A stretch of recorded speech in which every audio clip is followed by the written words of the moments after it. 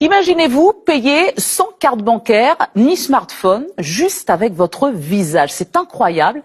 Ça se passe en Chine et c'est possible dans une centaine de points de vente. C'est un système qui utilise des terminaux de reconnaissance faciale. Souriez pour payer.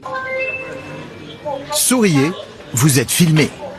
Les clients de cette chaîne de boulangerie chinoise n'ont plus à mettre la main à la poche pour payer leur baguette. Une simple pose devant la caméra et le logiciel de reconnaissance faciale débite directement leur compte bancaire.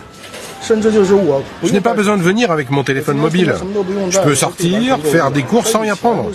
Ce n'était pas possible ni avec la première étape de paiement liquide, ni avec le paiement mobile.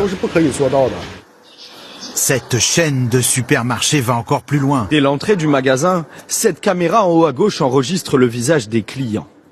En Chine, faire ses courses, c'est un peu explorer le futur.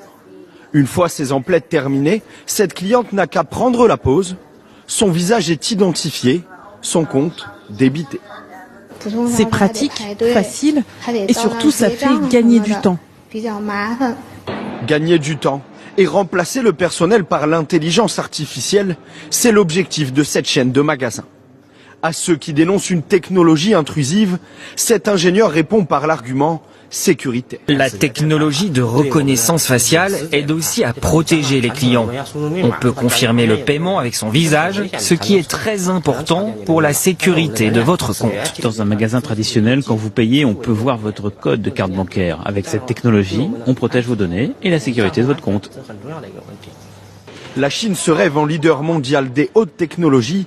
Le paiement par reconnaissance faciale est en plein essor, déployé à travers tout le pays, le plus peuplé du monde.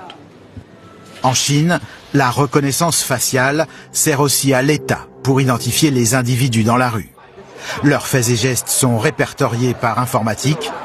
Ainsi, des citoyens se sont vus fichés sur la liste noire du pays, leur visage exposé au public. Ils n'avaient tout simplement pas payé leur place de cinéma.